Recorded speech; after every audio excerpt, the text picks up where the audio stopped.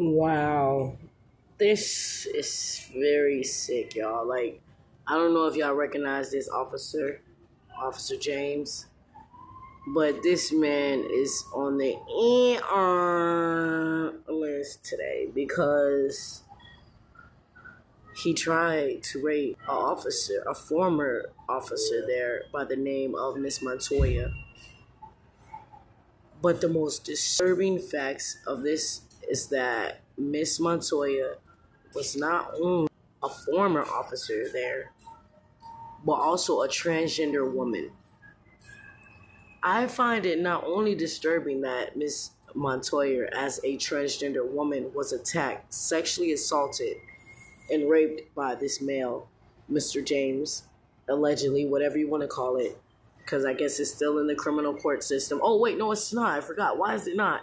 Because Captain Supis, or Colonel Major Supis, went to the state's attorney's office, and the same captain that put his hands on Miss Montoya.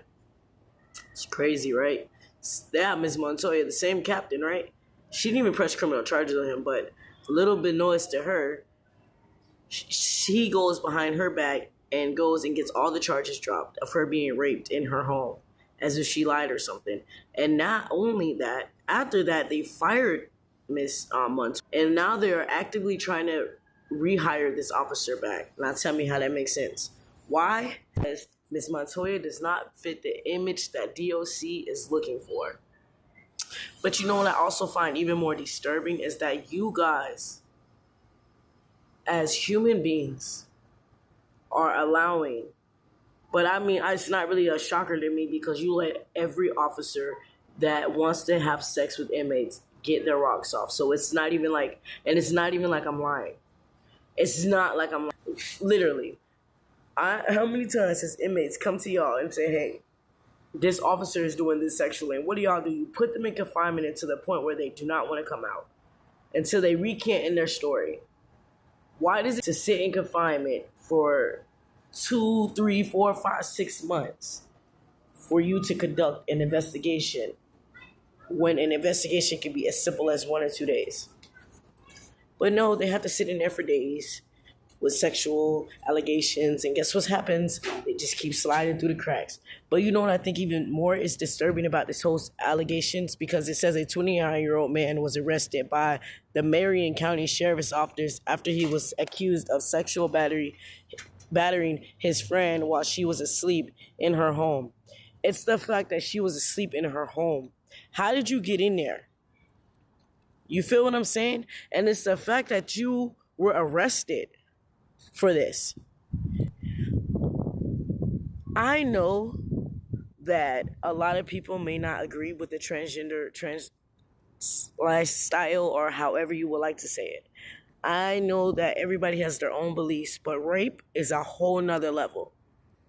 And just to think that Miss Montoya is a rather, like, not even trying to be rude, because Miss Montoya, so however, she has to be at least a good 6 something, and like at least a good 250, 275. So like, with that being said, if you can rape somebody allegedly, or whatever the case may be, and actively have a position there, like, or like, I guess they're trying to hire you back right now, but I don't understand how that's going to keep any woman safe. But oh, I forgot, this is DOC. This is what you guys are paid for, to have sex with inmates. I guess it's like maybe it's a process of calming them down, because maybe like because they've been away from men so long, you guys think in your mind, in your sick mind, because you guys are sexually perverted, okay?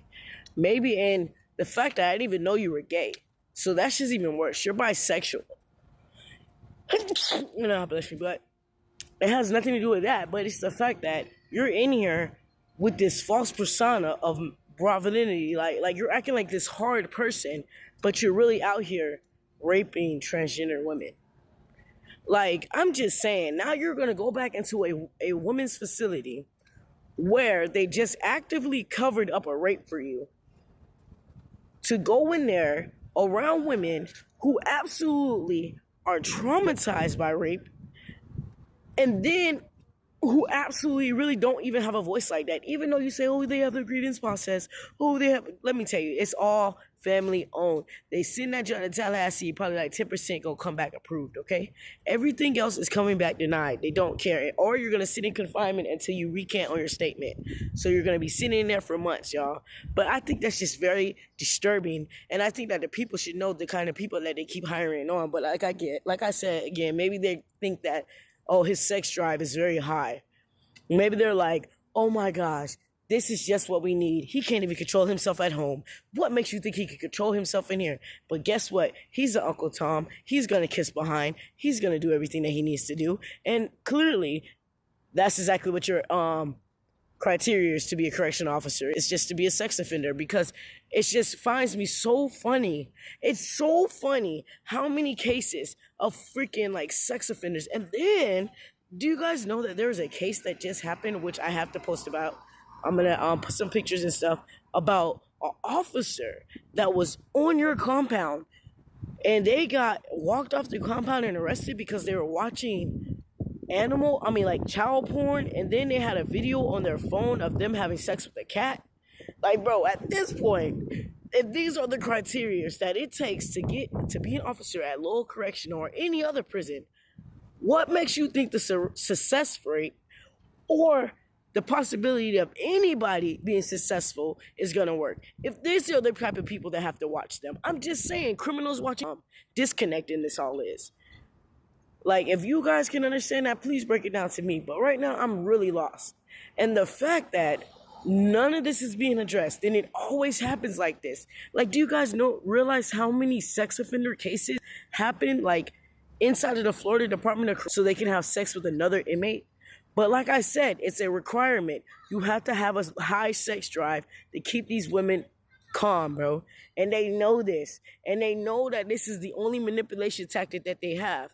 But guess what? They're going to continue to get away with it and continue to do my videos because it's just so tragic that this is continuing to happen.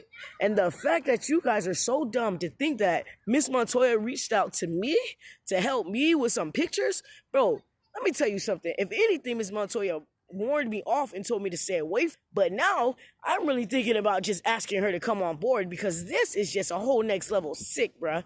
And honestly, the amount of nastiness that you guys like have control over people and that you guys are mindful, even yours, and that's how you guys know you guys need to be exposed.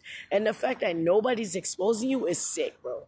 It's the fact that it's 2024 and you guys are still letting sex offenders patrol women, sexually battered, traumatized women, and you act like come out of their mouth when they see a woman is my job. I'm only here to get a paycheck. I don't care. Why cop? And then they be, oh, my job is care, custody, control. But I really don't care. We know you don't care. All your job really is sex, custody, and control. That's it. It's nothing else. Like, you guys try to act like you're helping us. You're not helping us in no way, shape, or form. You do nothing to help us, bro. Like, you might have like 10%. 10%. But guess what, y'all? That's what y'all messing up. Y'all trying to point the dots. You idiots. Then you talking about something about, Walker's leaking me some photos. Listen, you idiots. I would never talk to a child. Walker is a child. I don't have to leak the photos. You link me the photos, you sick, twisted people in there, bro. You guys keep getting away with it, and now it's over. Your demise is on your own, bro. I'm done doing this, bro. I'm done arguing with y'all, and I'm done doing all of this going back and forth with y'all. This is just nasty. This is next level. But it's okay, because everybody's going to get their karma. But I just wanted the world to know what kind of people were watching after their loved ones, because it's pretty sick. What do y'all think? Do you think it's right that a sex offender should be able to come back and work around a bunch of women who are already traumatized, or any woman, point blank period, and be able to just cover up the rape like it never happened? Like, do y'all think that's fair? Do you guys think that I'm out of line for sharing this?